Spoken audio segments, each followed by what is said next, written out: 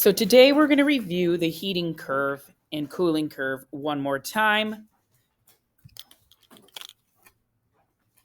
So as you listen to this, you probably want to add to your heating and cooling curve notes that we started with a blank heating and cooling curve. Let's remind ourselves of the different pieces of the heating curve. So down here in the bottom, we're going to start right down here. Notice this substance is not water, but the curve can be made for any substances based on the freezing point and the boiling point. So down here, we're going to have all of the particles are going to be in the solid phase. The slanted parts mean that the temperature is changing or the change is in the kinetic energy.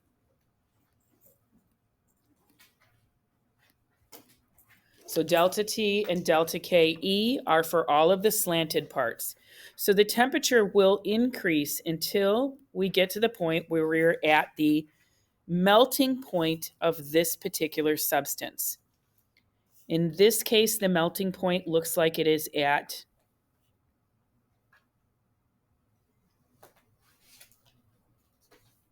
55 degrees. So right here, all of our particles are in the solid phase at the freezing point, which in this particular case is 55 degrees Celsius. Now we're going to see that the temperature is not changing anymore. Instead, we're changing the arrangement of the molecules, which is going to be the potential energy.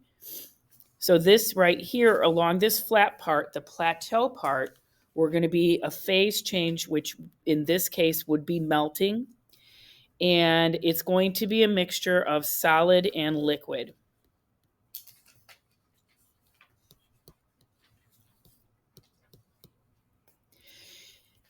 This will continue on until all of the particles are in the liquid phase, and we're going to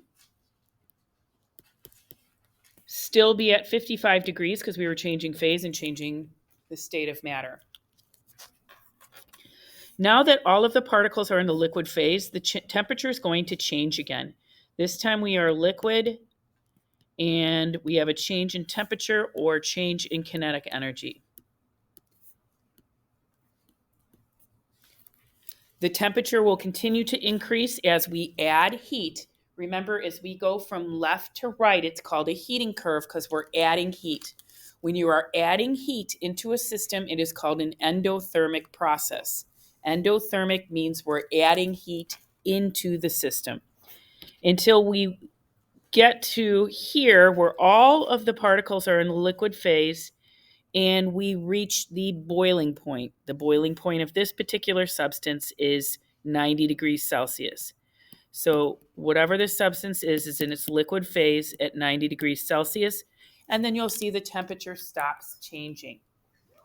It stops changing because we're going to be in the process of vaporizing or turning it into a gas. Boiling is another name for this process.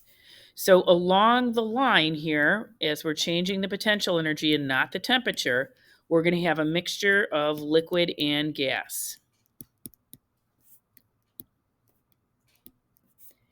This will go on until all of the particles are in the gaseous state, still at the boiling point, which is 90 degrees. So we've got 90 degrees Celsius gas.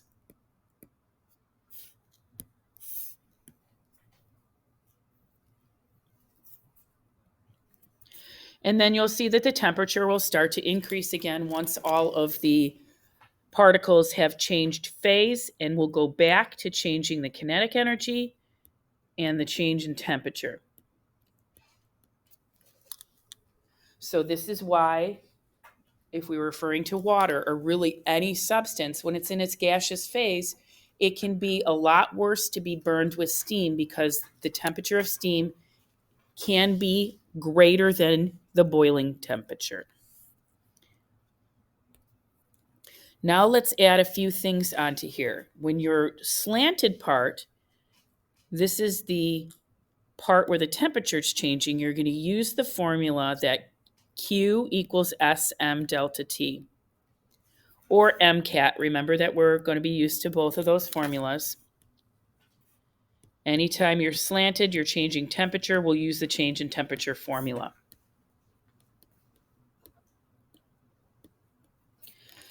Q stands for heat.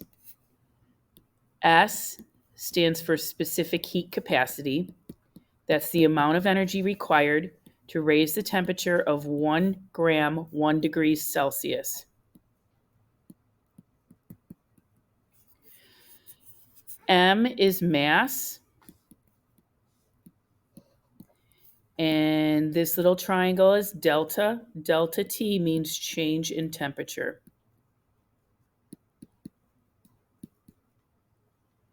We'll add H on here too because the other parts of the graph are going to use this H value, which is enthalpy. So when we're not changing temperature, that means we're changing phase. Our formula is going to be Q equals HM. There's going to be 2 H values, each individual to the section you're in. This down here is going to be the enthalpy of fusion, and this here is going to be the enthalpy of vaporization. That's the only spot where we'll use that. Here we'll use the specific heat capacity of a solid. Here we'll use the specific heat capacity of a liquid. And here we're going to use the specific heat capacity of a gas. So each section has its own constant that you're going to use in the formula. Now let's look at enthalpy of fusion. Enthalpy of fusion is referring to taking a solid and turning it into a gas. So it's referring to the process of melting. Now that's the one that's difficult to remember. So we can also do process of elimination. The 4 enthalpies we're going to be dealing with is vaporization, condensation, solidification, and fusion. Notice how all of the rest of them kind of fit really well where they're supposed to go. Enthalpy of vaporization is to turn something into a vapor or from a liquid to a gas. Enthalpy of condensation is going to be the exact same quantity but opposite. Condensation is taking a gas and turning it into a liquid. In order to take a gas and turn it into a liquid, we need to remove heat. Removing heat is called an exothermic process. So when heat exits the system, it's going to be an exothermic process. Heat of solidification down here is the opposite of heat of fusion, but it's going to be the same value but opposite sign. To take a liquid and turn it into a solid, you need to remove heat, and that's going to be exothermic or negative. So notice vaporization, condensation, solidification are all easy to figure out. Fusion, which is the last one, you can do process of elimination if you can't remember.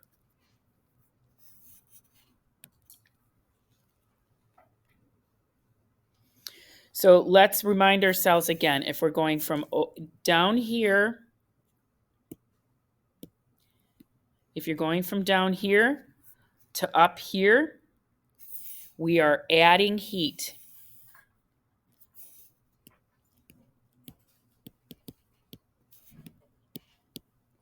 We're going to put heat into the system, so this is where we are going to be involved in an endothermic process.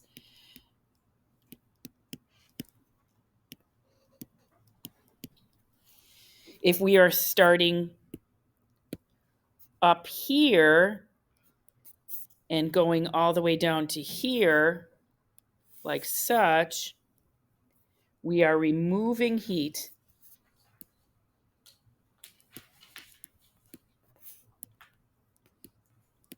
So that is an exothermic process.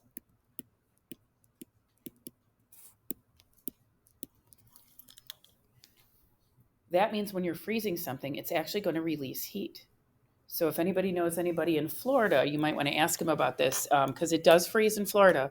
And you know, they have acre upon acre upon acre of citrus fruits down here there. So what will happen is if it's forecasted to freeze, they'll actually spray the orchards with water. And then that coating of water as it's freezing is going to give off heat to the fruit to keep it from freezing. And then ice is also an insulator. You might have heard that you can make caves out of ice or igloos out of ice. They do that because then ice turns around and will insulate. So you need to know the difference between endothermic and exothermic also. Let's do water real quick because that's what tomorrow is on. That's what the quiz tomorrow is on. Remember, the vaporization process takes a lot more energy. This from here to here is going to be a lot longer, and it takes a lot more energy and much higher value. That's because to go from a liquid where the particles are touching and the intermolecular forces, we're talking about water here, are hydrogen bonding, holding the molecules close together. To get to be a gas, you're going to have to break those intermolecular forces or the hydrogen bonding. That's why the enthalpy of fusion is much less than the enthalpy of vaporization.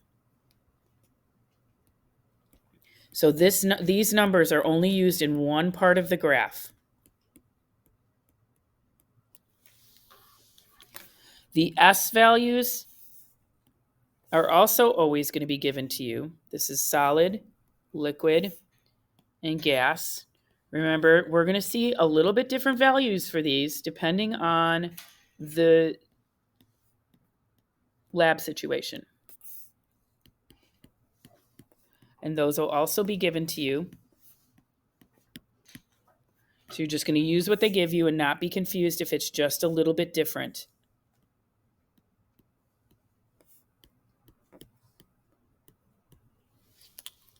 The specific heat capacity of water is unusually high, and that is because of the hydrogen bonding. Let's see what a problem might look like. So I always draw, I'm a visual learner, so I draw a little heating and cooling curve. You might have noticed in the problems, I drew you a little heating and cooling curve off to the side. I'm going to do a problem let's do a 3-step problem. We already did a 5-step problem, and we did a couple 1-step and a couple 2-steps. You can go back to the videos and watch those again if you want to see. I'm going to do a 3-step problem. Okay, let's first deal with the graph and figure out where we're starting and where we're ending. So here's my key points. Here's my separation. There's 5 different possible spots, 5 different possible partial parts to this problem. But each and every one is going to be treated individually. So we're starting at 38 degrees Celsius, which is liquid water right here.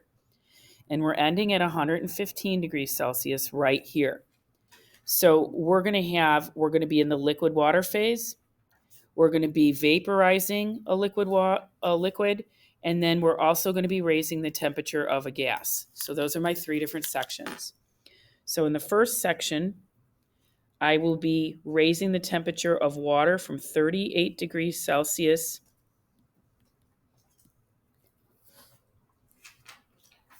to 100 degrees Celsius.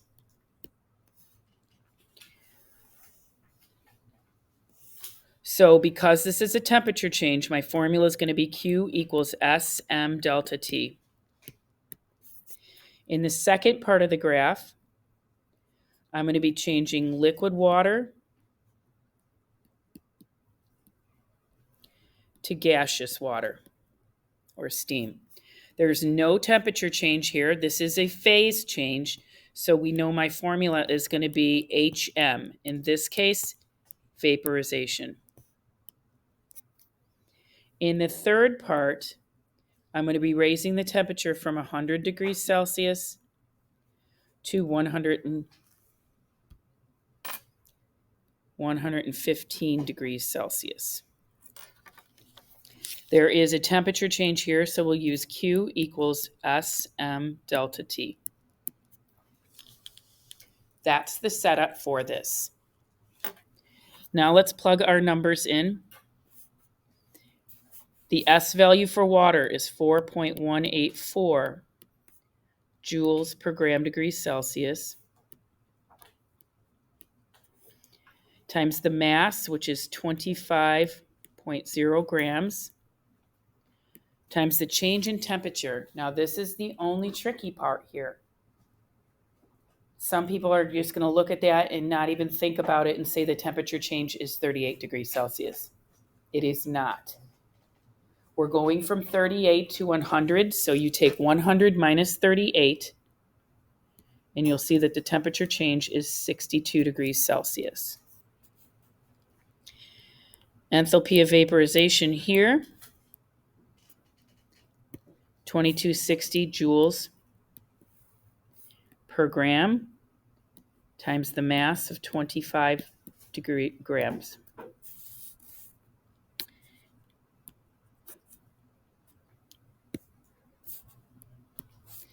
Down here, the S value for steam is 2.01 joules per gram degree Celsius times the mass. And look at the change in temperature. We're going from 100 to 115. This is the other mistake I'm going to see you guys make. You're going to say the temperature is ending at 115, so my temperature change is 115. We're only talking about this section. So this section, the temperature change is 15 degrees Celsius. So after we get the results for each calculation in each of our three sections, we always want to double check that our units cancel out. Our units are in joules for all of them, and that's what we see. The last step now is to add those three values from the three sections together. And I end up with an answer, which a raw answer of the heat for this whole process is 63738.95 joules.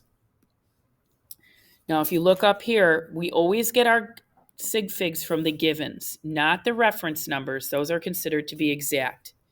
So you're going to see that the smallest amount of significant figures in this problem is 3, so that's what my answer will have. So don't round it to 637 joules. You replace the numbers that we're going to round with placeholder zeros. Remember, these are trailing zeros and they're not significant. So my answer to sig figs is 63,700 joules or 63.7 kilojoules. Remember, we want to get comfortable with that conversion from joules to kilojoules. So these are all the things you're going to need to know for the quiz on the heating curve. All right, let's do one more problem. How much energy must be removed from 198.6 grams of steam at 108.4 degrees Celsius to change it to ice at minus 11.4 degrees Celsius?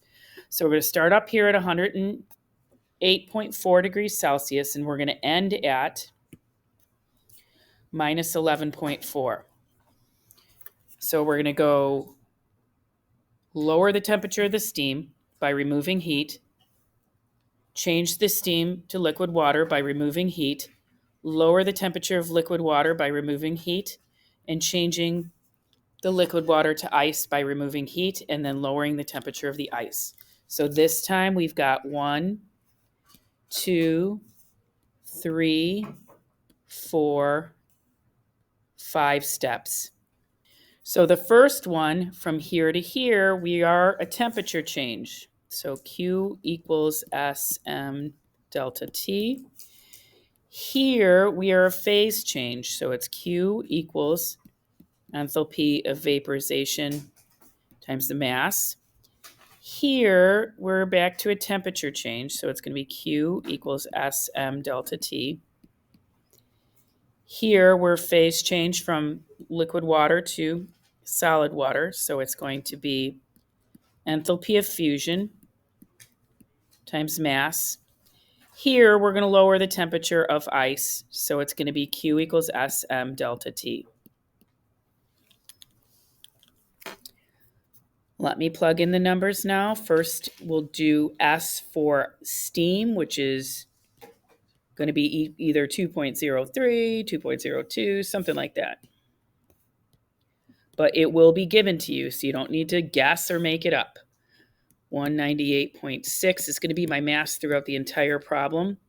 And in this section alone, all we can do is lower the temperature from 108.4 to 100 degrees. So you're going to take the 108.4, subtract off 100, and your temperature change for that section alone is going to be 8.4 degrees Celsius.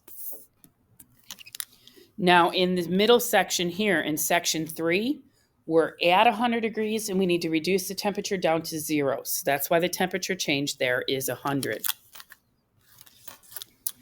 In section 5 down here, we're at 0, and we need to get to negative 11.4. Now, remember I said in chemistry class, the negative signs on the temperature are simply going to tell us which way the energy is going. So in this case, we're removing heat. When you're removing heat, it's exothermic. Heat is leaving the system. That means your heat value is going to be negative.